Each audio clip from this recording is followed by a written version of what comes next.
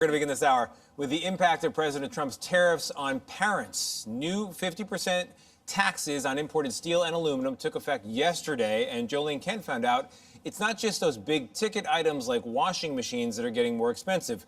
It's also the kind of stuff that moms and dads find themselves using every single day. For 35 years, Munchkin's baby and toddler products have been making their way into millions of American homes. We've been making 1 million of these a year for the last 20 years. Munchkin founder and CEO Stephen Dunn says making their popular Soft Bite baby spoon will cost 80% more because of President Trump's new steel and aluminum tariffs. And some of their products will be discontinued altogether. I didn't think tariffs could get worse, and then we have another 25% on steel products. How much more can parents, your customers, absorb when it comes to higher costs? Well, they won't absorb them. They'll buy less products. He says Munchkin has been forced to lay off workers for the first time in its 35-year history. And Trump's steel tariffs, the highest since the 1930s, mean big sellers like these steel sippy cups and snack cups are being discontinued. I don't think a lot of people think steel tariffs, sippy cups. It's sippy cups, it's steel safety gates, it's soft bite spoons.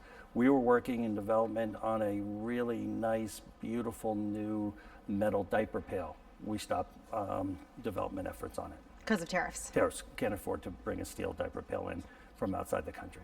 Dunn has written to President Trump asking for a change in policy. He says that while he supports strategic tariffs on certain industries, families are losing in this trade war. If you had a moment with the president, what would you say to him about these tariffs? I would say use a scalpel and not a sledgehammer. By putting tariffs on spoons and bottles and safety gates and other products just doesn't make sense. It's not strategic. It's a tax on parents.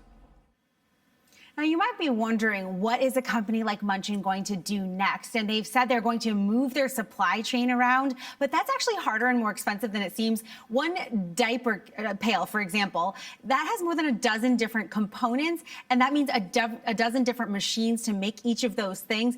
And those machines, for example, they can't be moved out of China. So if, say they go to Vietnam, for example, the Munchkin CEO says they have to rebuild the same tools to make the same diaper pail, which Munchkin said will cost the company about $250,000, and that's just one product, one SKU, one diaper pail. Wow, Ling, if parenting wasn't already expensive, Exactly. Yeah, thanks, Ling, appreciate it.